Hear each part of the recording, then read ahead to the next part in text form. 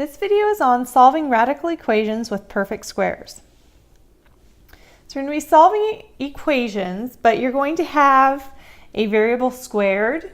An opposite of squaring something is taking a square root. So we're going to be taking square roots. A square root is a type of radical. So that's why it's called a radical equation. All right, we know that x squared equals 49, but we want to know what just x is equal to. So I need to do the opposite of squaring x, which is taking the square root, but anything you do to one side of the equal sign, you have to do to the other. So square root of x squared is x equals the square root of 49 is 7.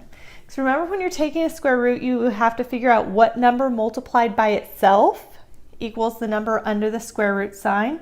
It's the exact opposite of squaring, where if I squared 7, I would get 49. But because we took the square root of a squared term, I have to take into consideration both positive and negative 7. Because if you think of it this way, if I said x equals 7, 7 squared is 49. But if I said x equals negative 7, negative 7 squared also equals positive 49, because negative 7 times negative 7 is a positive number. So I have to write out both x is equal to 7 and x is equal to negative 7.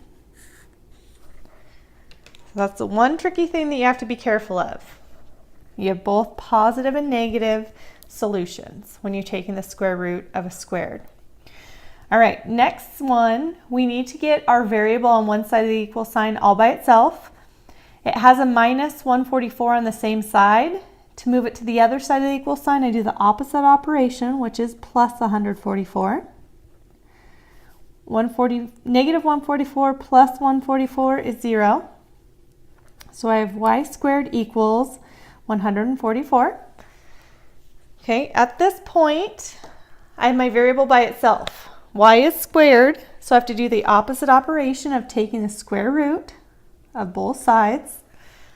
Square root of y squared is just y, equals positive and negative. Square root of 144 is 12. So we have y equals positive 12 and y equals negative 12. And you do write it stacked like this when you are taking the square root. So this does mean both positive and negative. All right. On this one, I have numbers on both sides of the equal sign. I want to move them to the same side. So I want that variable by itself. Since it has plus 7 on the same side, I'm going to do the opposite operation by subtracting 7 from both sides. 7 minus 7 is 0. So I have n squared is equal to 128 minus 7 is 121. Now I'm at the point where I have my variable by itself. Because it's squared, I have to take the square root of both sides. Square root of n squared is n, equals square root of 121 is positive and negative 11. So remember, what number times itself equals the number under the square root sign? 11 times 11 is 121. But also, negative 11 times negative 11 is positive 121. All right, this one, we have 2 being multiplied by g squared. We want g by itself. Because it's being multiplied by 2, the opposite operation is to divide by 2 on both sides. 2 divided by 2 is 1. So I have g squared is equal to 128 divided by 2 is 64. My variable g is by itself, so I'm going to take the square root of both sides. Square root of g squared is g. Square root of 64, I have positive and negative 8.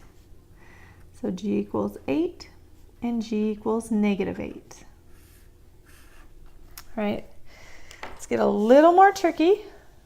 All right, I'm going to need to get my variable by itself. I'm going to start by moving my plus 6 to the other side because I want all the numbers to the right. Opposite of plus 6 is minus 6, so I'm going to subtract 6 from both sides. 6 minus 6 is 0.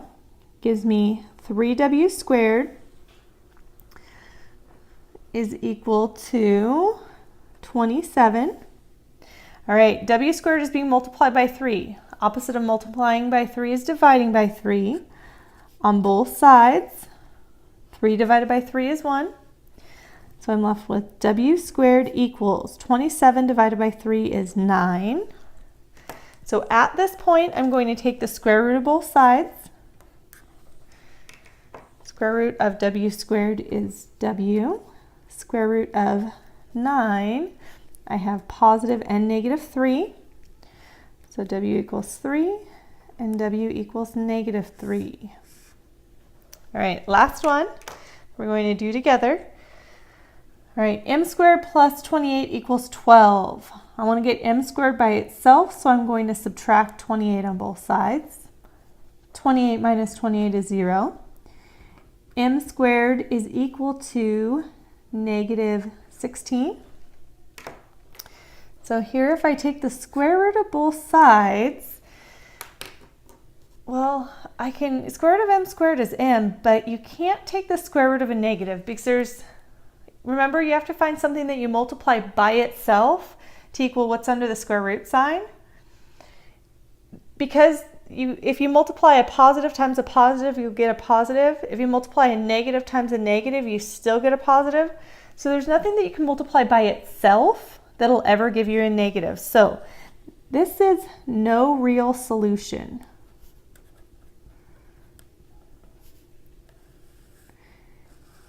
Okay, it would actually give you an imaginary solution where you have the letter I. But for now, for the basic type of radical equations, you can just write no real solutions. All right, here are some problems for you to go ahead and try on your own.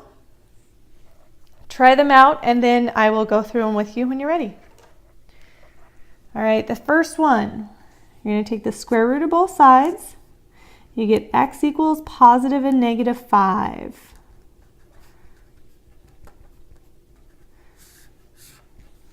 Okay. Second one, you're going to add 225 to both sides. So you get y squared equals 225. When you take the square root of both sides, you get y equals positive and negative 15. So I'm just going to write out the answer so I can see both of them clearly. All right, I'm going to subtract 23 on both sides. And I get n squared is equal to 81.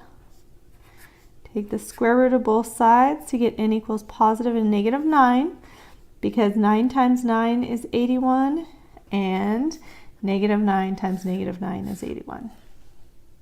All right, this one, I'm going to divide everything on both sides by 4. And I get g squared is equal to 36. Take the square root of both sides, and g equals positive and negative 6. I'm just going to write those both out. Okay. Last two. Down here we have to subtract 33 on both sides first. You get 5w squared equals 125. Divide both sides by 5 to get w squared equals 25. Take the square root of both sides to get w equals positive and negative 5. And the last one, subtract 52 on both sides, and m squared equals negative 49. But when you try to take the square root of both sides, you're taking the square root of the negative, so this is no real solution. And hopefully you were able to solve all of those radical equations.